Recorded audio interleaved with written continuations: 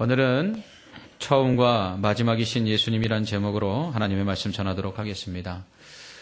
오늘은 우리 민족이 일제 강제 침략에 맞서 독립 만세를 외쳤던 3.1운동 기념일입니다.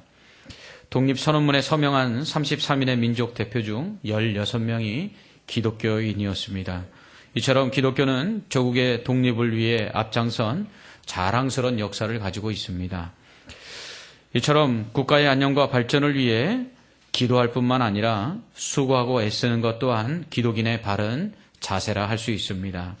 그러나 애국 선열들의 그 숭고한 희생 위에 독립하여서 전쟁의 폐허 가운데서도 이토록 놀라운 발전을 이룩한 대한민국의 현재의 모습은 참으로 암담하기 그지 없습니다. 지난 주간 2건의 총기 사고가 발생했습니다. 하나는 25일 세종시 편의점에서 예전 동거녀와 사실혼 관계에 있던 남자가 여자의 아버지와 오빠 그리고 현재의 동거남을 엽총으로 살해하고 자신도 스스로 목숨을 끊는 사고가 있었습니다. 이 사건이 발생하고 이틀이 지난 27일에는 경기도 화성에서 동생이 형과 형수 그리고 출동한 파출소장을 총으로 쏘아 죽이고 자신도 총으로 스스로 목숨을 끊는 사건이 발생했습니다. 조카 며느리는 2층에서 뛰어내리다가 척추를 다쳐서 수술을 받았다고 합니다. 이 두 사건 모두 돈 때문에 일어난 사건이었습니다. 세종시 편의점 총기 난사 사건은 헤어진 동거남이 동거녀와 헤어지면서 편의점 지분을 놓고 갈등을 빚은 데서 사건이 시작된 것입니다. 동거녀 측에서는 위자료조로 3,500만 원을 줬지만 남자는 편의점 운영에 따른 수익을 분배해 달라고 요구함으로써 갈등의 골이 깊어지고 결국은 이러한 비참한 살해 사건이 일어난 것입니다. 화성시 총기 난사 사건 역시 돈 때문에 일어난 참극입니다. 부모로부터 100억대가 넘는 수많은 재산을 상속받았으나 동생이 사업을 망하면서 어려워지자 형에게 상속받은 땅을 나눠달라고 요구했다는 것이죠. 이를 형이 거부하자 형과 형수를 총으로 쏘아 죽인 것입니다. 사람이 돈보다 못하고 형제가 돈보다 못하다는 생각이 듭니다. 사람이 얼마나 가져야 만족할 수 있는 것일까요? 화성시 총기 난사 범인은 75세로 고급 승용차를 타고 다니며 사냥을 즐기는 리치족이었다고 합니다. 형은 86세로 100억대의 재산가라고 합니다. 사람은 얼마나 가져야 만족하고 또 얼마나 있어야 나눌 수 있을까 하는 생각을 해보게 됩니다. 그렇다면 누가 진짜 부자일까요? 돈이 많아야 부자일까요? 아니면 돈을 잘 쓸 줄 알아야 부자일까요? 물질적으로는 부자일지 몰라도 정신적으로나 심적으로는 가난한 사람들이 많이 있습니다. 잠언 17장 1절은 마른 떡 한 조각만 있고도 화목하는 것이 제육이 집에 가득하고도 다투는 것보다 나으니라 라고 말씀합니다. 고기가 가득하고도 식구들끼리 서로 싸우면 차라리 말라 비틀어진 떡 한 조각을 놓고 화목하는 집이 훨씬 더 행복하다는 것입니다. 왜 부자가 되고 싶습니까? 행복하기 위해서 아닙니까? 그런데 행복하기 위해서 더 많은 것을 소유했더니 그 소유가 불행의 시작이 된 것입니다. 왜일까요? 정신적으로 가난하기 때문입니다. 마음이 가난하기 때문입니다. 이 마음이 가난하다는 것은 마태복음 5장에서 예수님께서 말씀하신 심령이 가난한 자가 복이 있다는 그 심령이 가난한 것과는 완전히 정반대의 의미입니다. 많은 소유를 가지고도 만족하지 못하고 행복하지 못하는 이러한 정신적, 심적 가난이 결국은 더 많은 것을 물질적으로 소유했음에도 불구하고 행복하지 못하고 불행하게 사람들을 만들고 있는 것입니다. 많은 소유를 가지고도 만족하지 못하고 많은 소유를 가지고도 행복하지 못한 이유는 물질을 왜 소유해야 되는지 소유한 물질만으로 행복할 수 없다는 것을 알지 못하는 이러한 정신적, 심적 가난 때문에 일어나는 것입니다. 하지만 바울은 이렇게 말합니다. 내가 궁핍함으로 말하는 것이 아니라 어떠한 형편에든지 나는 자족하기를 배웠노니 나는 비천에 처할 줄도 알고 풍부에 처할 줄도 알아 모든 일 곧 배부름과 배고픔과 풍부와 궁핍에도 처할 줄 아는 일체의 비결을 배웠노라. 아멘. 그는 어떻게 어떤 형편에서든지 만족할 수 있는 비결을 배웠을까요? 그는 풍부해도 또 비천해도 배불러도 배고파도 만족할 수 있는 비결을 가졌다고 말하고 있습니다. 어떻게 그는 이러한 비결을 얻은 것일까요? 그의 말대로라면 그는 어떠한 형편에서든지 행복하다는 것입니다. 과연 어떠한 이유에서 그는 이런 고백을 할 수 있는 것일까요? 그는 이렇게 말합니다. 내게 능력 주시는 자 안에서 내가 모든 것을 할 수 있느니라. 아멘. 그렇습니다.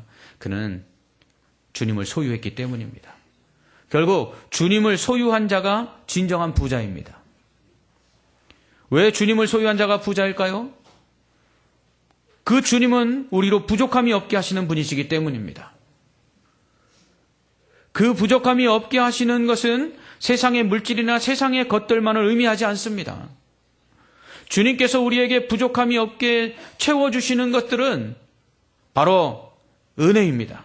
주님께서 우리를 얼마나 사랑하시는지, 우리가 얼마나 값없이 큰 은혜로 구원을 받았는지를 깨닫고 그 은혜 가운데 거하게 되면 우리는 배가 부르든지 배가 고프든지 풍부하든지 비천하든지 어떠한 형편에서든지 우리는 만족할 수 있고 감사할 수 있기 때문입니다. 세상을 창조하시고 세상을 다스리시며 공중의 새와 바다의 고기와 땅의 짐승들을 먹이시고 입히시는 그 주님께서 역시 우리들을 돌보고 계시고 우리를 도와주시고 우리와 함께 하실 것을 믿을 때 우리는 어떠한 형편에서든지 두려워하지 아니하고 염려하지 아니하고 오직 만족하고 기뻐할 수 있는 것입니다. 그런 면에서 오늘 본문에 나오는 서문화 교회는 부자였습니다. 사실 서문화 교회는 부자 교회가 아닙니다. 실상은 환난과 궁핍 속에 처해 있었습니다. 그들은 박해를 받고 고통 속에 있었습니다. 또한 예수를 믿는 것 때문에 그들은 경제적으로 고난을 당해야 했습니다. 그런데 그런 서문화 교회를 향해서 예수님은 너희가 실상은 부자다 이렇게 말씀하십니다. 어떻게 환난과 궁핍 속에 있는 서문화 교회를 향해 예수님은 실상은 너희가 부자다라고 말씀하실 수 있을까요? 그것은 그들이 주님을 소유했기 때문입니다. 그렇다면 그들이 소유한 주님은 어떤 주님이었기에 그들이 소유한 그 주님으로 인하여 그들은 부자라는 그러한 말씀을 들을 수 있었을까요?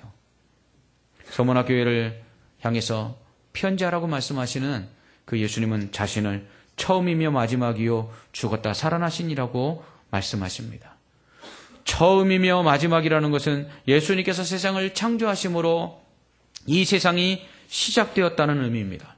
마지막이라는 것은 예수님께서 마지막 재림하실 때에 다시 오셔서 이 세상을 심판하심으로 세상이 마지막 끝이 된다는 의미입니다. 또한 죽었다가 다시 살아나신이라는 것은 십자가에 달려 죽으심으로 인류의 모든 죄를 대속하신 후에 장사된 지 3일 만에 다시 부활하셨다라는 의미입니다. 이로 인해 예수님은 부활의 열매가 되셨고 예수님을 믿는 사람들은 예수님처럼 동일한 부활을 선물로 받게 되는 것입니다. 그렇다면 처음이며 마지막이요 죽었다가 살아나신 이 예수님을 소유했다는 것이 어찌하여 서문화 교회로 부자라는 그러한 예수님의 칭찬을 듣게 한 것일까요? 예수님은 세상을 창조하신 하나님이십니다. 성경은 예수님으로 말미암아 세상 모든 만물들이 존재한다고 말씀합니다. 그로 말미암지 않고는 세상이 존재할 수 없다고 말합니다. 이 세상과 모든 만물은 예수님께서 창조하심으로 처음 시작됐습니다. 그리고 예수님께서 다시 오셔서 심판하심으로 마지막이 될 것입니다. 그리고 그때에는 새 하늘과 새 땅이 올 것입니다. 이것이 하나님의 나라 천국입니다. 이렇게 예수님은 모든 것이 시작되게 하시는 처음이요. 그리고 모든 것이 끝나게 하시는 마지막인 것입니다. 또한 예수님은 죽었다가 다시 살아나셨습니다. 사탄은 죽음을 가지고 사람들을 공격합니다. 죽음이 슬픈 것은 끝이라고 생각하기 때문입니다. 그런데 예수님께서는 사망의 권세를 이기시고 3일 만에 다시 부활하셨습니다. 그래서 예수님은 끝이라고 생각하는 그 죽음을 다시 영생의 시작으로 만드셨습니다. 그러므로 예수님을 믿는 자들에게는 예수님은 언제나 처음이 되시며 또한 마지막이 되십니다. 바울은 빌립보서 1장 6절에서 이렇게 고백합니다. 너희 안에서 착한 일을 시작하신 이가 그리스도 예수의 날까지 이루실 줄을 우리가 확신하노라. 아멘. 예수님께서 시작하셨으면 예수님께서 반드시 마무리하실 것입니다. 그렇기에 예수님이 끝이라고 하시기 전까지는 절대로 끝난 것이 아닙니다. 아무리 죽음이 문 앞에 왔다 할지라도 주님이 끝이라고 하시기 전까지는 절대로 끝이 아닙니다. 또는 죽는다 할지라도 다시 살리실 것입니다. 예수님께서 더디 오셔서 그로 인해서 오빠가 죽은 것을 안타까워하는 마르다와 마리아에게 예수님은 말씀하십니다. 나를 믿는 자는 죽어도 산다. 그리고서는 죽은 나사로를 다시 살리셨습니다. 예수님이 더디 오셔서 오빠가 죽음으로써 이제 모든 것이 다 끝났다고 하는 마르다와 마리아에게 예수님은 나사로를 다시 살리심으로 다시 시작된다는 것이 무엇인지를 보여주십니다. 이것이 박해를 당해 환난과 궁핍 속에 낙심해 있던 서문하나 교회를 향해서 예수님께서 그 예수님이 위로가 되신다는 것을 보여주시기 위해서 자신을 처음이요 마지막 그리고 부활하신 분이라고 소개하고 있는 것입니다. 박해를 당하여 환난과 궁핍 속에 처한 서문화 교회는 이제 끝났다고 생각했을지도 모릅니다. 사람들은 환난을 당하거나 궁핍해질수록 끝이라는 생각을 합니다. 고통과 궁핍이 심해지면 심해질수록 이젠 끝났다고 생각합니다. 오늘날 경제적인 이유 때문에, 경제적인 궁핍 때문에 스스로 목숨을 끊는 사람들이 많이 나타나고 있습니다. 그들은 고난을 당하고 그리고 고통을 당하고 그리고 가난해지면 그리고 그것이 점점 더 심해지면 이제 더 이상 소망이 없다고 이젠 죽는 것이 더욱더 낫다라고 생각하고 절망하게 됩니다. 서문화 교회도 그랬을지 모릅니다. 당시 도미티안 황제의 박해 시절이었습니다. 그로 인해서 극심한 환난과 궁핍 속에서 서문화 교회는 이제 모든 것이 끝났고 죽음만을 기다리고 있었을지도 모릅니다. 그러나 그런 서문화 교회를 향해 예수님은 내가 시작했으니 내가 끝낼 것이다. 내가 너희를 구원했으니 내가 너희를 도울 것이다. 너희가 죽는다 할지라도 내가 너희를 다시 살릴 것이다. 그러니 절망하지 마라. 두려워하지 말라라고 위로하고 계신 것입니다.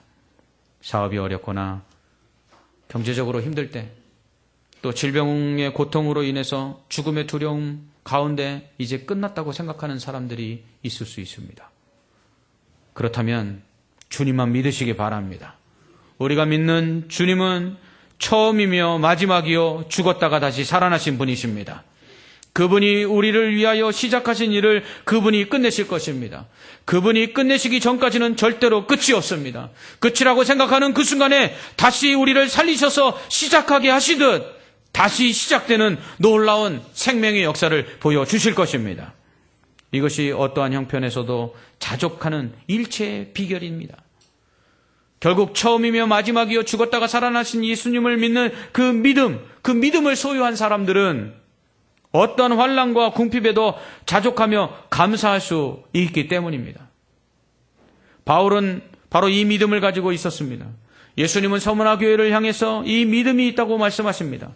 그렇기에 그들은 실제로는 궁핍하지만 그러나 그들은 부자였던 것입니다. 성도들 중에서도 이것을 극명하게 보여주시는 분들이 계십니다. 돈도 있고요. 명예도 있고요. 남부럽지 않을 만큼 학식도 있지만 신앙생활 가운데 행복해하지 못하는 분들을 볼 때가 있습니다. 반면 정말 가진 것은 쥐꼬리만큼도 없고 지식도 많지 않으며 사람들로부터 인정받을 만큼 내세울 것이 전혀 없음에도 불구하고 항상 감사하고 기뻐하는 분들이 있습니다. 무엇 때문일까요? 저는 바로 처음이며 마지막이요 죽었다가 살아나신 이 예수님을 소유했느냐 소유하지 못했느냐의 차이라고 생각합니다. 믿음이라는 것 다 같은 것은 아닙니다. 어린아이 같은 믿음이 있고요. 어른 같은 장성한 믿음이 있습니다. 결국 믿음의 차이. 그것이 신앙생활 가운데 행복하고 또 감사하고 기뻐하게 만드는 차이인 것입니다. 살아나신 예수님. 처음이요 마지막이기 때문에 그분이 다시 시작하면 언제든지 처음이 될 수 있게 하시는 그 예수님. 끝이라고 생각하는 그 순간에 마지막이 아니라 다시 부활의 능력으로 다시 시작하게 하실 수 있는 그 예수님을 믿는 사람은 결코 절망의 한가운데서 그리고 낙심의 저 밑바닥에서도 다시 소망 중에 일어날 수 있기 때문입니다. 처음이며 마지막이요 죽었다가 살아나신 부활의 주님은 서머나 교회를 향해 내가 내 환난과 궁핍을 알거니와 라고 말씀하십니다. 주님은 우리의 환난과 궁핍을 외면치 아니하십니다. 그분은 우리가 당하는 환난과 궁핍을 아시고 모른 채 하지 아니하십니다. 안다라는 것은 경험하여 안다라는 의미를 갖고 있습니다. 히브리서에서 우리의 대제사장 되신 예수님은 우리와 같이 육신을 입고 이 땅에 오셨기 때문에 육신을 입고 이 땅에 살아가는 고통당하는 우리의 모든 연약함들을 다 경험하셨기에 동정하시고 위로하신다고 말씀합니다. 우리에게 있는 대제사장은 우리의 연약함을 동정하지 못하시리가 아니요 모든 일에 우리와 똑같이 시험을 받으시노되 죄는 없으시니라. 아멘. 주님께서 믿음을 가지고 환난과 궁핍 가운데 고통당하는 자들을 동정하십니다. 불쌍히 여기십니다. 그리고 긍휼을 베풀어 주십니다. 도와주십니다. 끝이라고 생각하는 순간 우리를 찾아오셔서 내가 안다. 그리고 내가 다시 시작하게 할 것이다. 말씀하시고 우리의 넘어진 무릎을 다시 일으켜 세워주시고 우리의 쓰러진 손을 붙잡아 일으켜 세워주십니다. 그렇기 때문에 우리는 믿음 가운데 환난과 궁핍을 아시는 그 주님으로 인해서 다시 일어날 수 있습니다.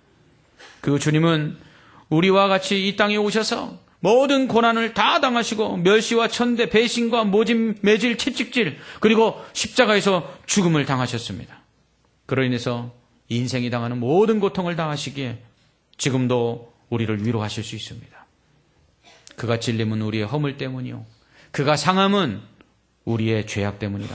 그가 징계를 받음으로 우리는 평화를 누리고 그가 채찍에 맞음으로 우리는 나음을 받았도다. 아멘. 그러므로 주님을 믿고 주님을 의지하고 주님만 바라보고 주님만 소망하며 나아가는 사람들에게는 절망의 고통 가운데서도 끝이라고 생각되는 그 순간에서도 마지막이라 생각되는 그 순간에서도 다시 소망 가운데 일어설 수 있고 주님의 위로 가운데 주님의 도우심 가운데 다시 시작할 수 있는 것입니다. 이것이 바로 우리가 믿는 처음과 마지막이며 부활의 주님으로 인해 우리가 받게 되는 은혜입니다. 또한 서머나 교회가 당한 환난은 도미티안 황제의 핍박만이 아니었습니다. 유대인들로 인한 환난도 있었습니다. 9절은 그들이 실상은 사탄의 회당이라고 말합니다. 유대인들 중에 교회를 핍박하는 이들이 있었습니다. 사도 바울도 회심하기 전에는 그러한 사람 중에 하나였습니다. 그들은 예수 믿는 사람들을 결박하여 감옥에 가뒀습니다. 그리고 불태워 죽이고 사자굴에 던져 죽이고 그리고 칼로 찔러 죽였습니다. 서머나 교회가 당한 환난은 바로 그런 환난이었습니다. 이것은 바로 사탄이 사람들을 통해 믿는 자들을 핍박하는 모습입니다. 예수님은 이러한 유대인들의 핍박을 받는 서머나 교회를 향해서 너는 장차 받을 고난을 두려워하지 말라고 말씀하십니다. 아직도 고난이 남았다는 것입니다. 장차 올 고난이 아직도 남았다는 것입니다. 그런데 두려워하지 말라고 말씀하십니다. 그리고서는 죽도록 충성하라고 말합니다. 지금도 죽겠는데 죽도록 충성하라고 말씀하십니다. 이 말씀의 뜻은 믿음을 지키고 충성하는 것이 죽겠지만 차라리 충성하다가 죽는 것이 더 낫다는 것입니다. 왜요? 부활의 주님이 다시 살리실 것이기 때문입니다.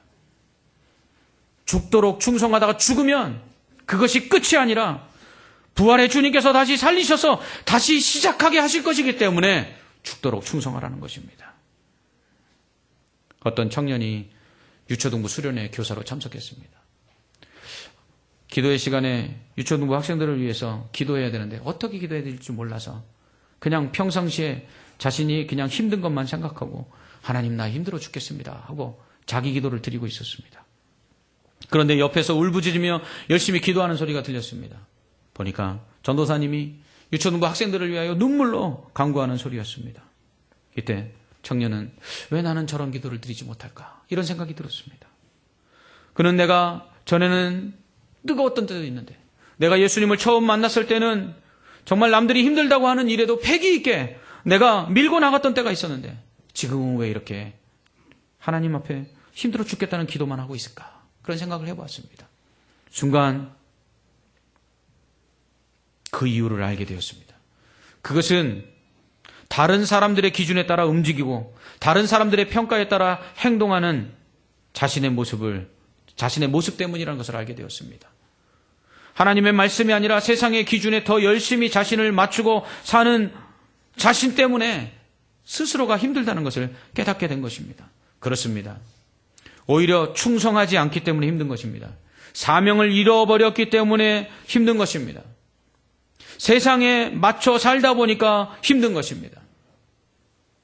주님께서는 수고하고 무거운 짐진 자들아 다 내게로 오라. 내가 너희를 편히 쉬게 하리라 말씀하셨습니다. 그리고서는 너희는 내 멍에를 메라. 그러면 쉽고 가볍다라고 말씀하셨습니다. 그렇습니다. 세상 일도 무거워서 죽겠는데 예수님은 주님의 멍에를 메라고 말씀하십니다. 그런데 그러면 가벼워진다는 것입니다.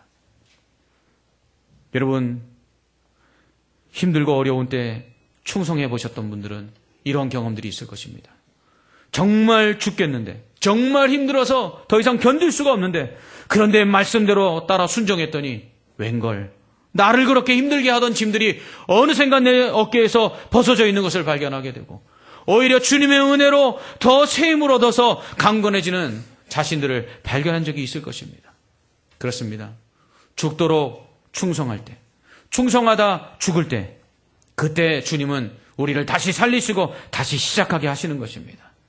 스데반이 순교할 때 그는 하늘에서 부활하신 주님께서 자신을 바라보고 계신 것을 보았습니다. 그로 인해서 돌에 맞으면서도 그의 얼굴은 천사와 같이 변할 수 있었습니다. 그렇습니다. 예수님 때문에 죽기로 결정하자 예수님께서 그에게 나타나셨고, 예수님 때문에 죽기로 결정하자 그는 그 영생을 얻을 것을 소망하는 가운데 죽음이 두려워지지 않았습니다. 그리고서는 그는 돌에 맞아 기꺼이 순교할 수 있었습니다. 그는 충성하기 위해서 죽음을 선택했습니다. 왜일까요? 주님께서 그를 다시 살리시고, 그리고 주님께서 천국에서 이 땅에서의 생명은 끝난다 할지라도 천국에서 영원히 영생하는 그 시작을 할 수 있게 하실 것을 믿었기 때문입니다. 충성하다가 죽으면 이 세상에서는 마지막이지만 천국에서는 영원히 다시 시작하는 것입니다. 예수님은 장차올 고난을 두려워하지 말라고 말씀하십니다. 10일 동안 환난을 받을 것이기 때문이라고 말씀합니다. 10일이라는 것이 구체적으로 얼마만의 기간인지는 알 수 없습니다. 그러나 요한계시록에 표현된 시간들에 대한 표현을 비교해 볼 때 길지 않은 시간은 분명합니다. 우리가 당하는 고난은 잠깐 있을 것입니다. 그러므로 인내하라는 것입니다. 베드로전서 5장 10절에서 베드로는 모든 은혜의 하나님 곧 그리스도 안에서 너희를 부르사 자기의 영원한 영광에 들어가게 하시니가 잠깐 고난을 당한 너희를 친히 온전하게 하시며 굳건하게 하시며 강하게 하시며 터를 견고하게 하시리라 말씀합니다. 영원한 영광 곧 천국에 들어가게 하신 주님께서 우리에게 잠시 동안 이 땅에서 고난을 당하게 하신다고 말씀합니다. 그런데 그러한 고난이 오히려 우리에게 유익입니다. 왜냐하면 고난을 통해 우리가 온전해지고, 고난을 통해 굳건해지고, 고난을 통해 강하게 되며, 고난을 통해 믿음이 더욱 견고해지기 때문입니다. 비온 뒤에 땅이 굳어진다는 말처럼 믿음은 고난 뒤에 더욱더 강해지기 때문입니다. 그런데 이러한 믿음이 강해질 만큼의 시간만큼만 하나님은 우리에게 고난을 주신다고 말씀합니다. 우리가 감당할 수 있을 만큼의 고난만 주신다고 말씀합니다. 뿐만 아니라 피할 길도 허락해 주신다고 말씀하고 있습니다. 더 나아가서 우리의 고난이 잠깐이지만 이 고난 뒤에 비교할 수 없는 영광이 우리에게 있을 것이라고 약속하고 있습니다.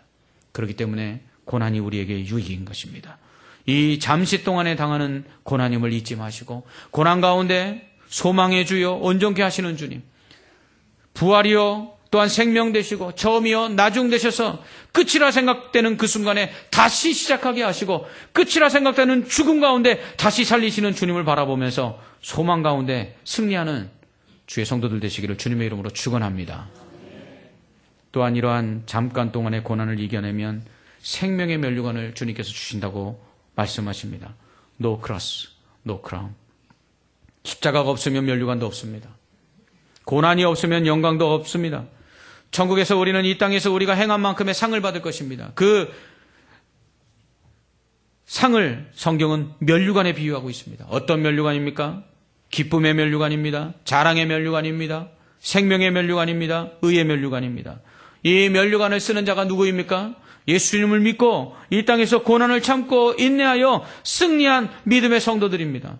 그들이 그 받은 면류관을 다시금 보좌에 앉으신 하나님과 어린 양에게 벗어드리며 찬양하며 영광 돌릴 것이라고 성경은 말하고 있습니다.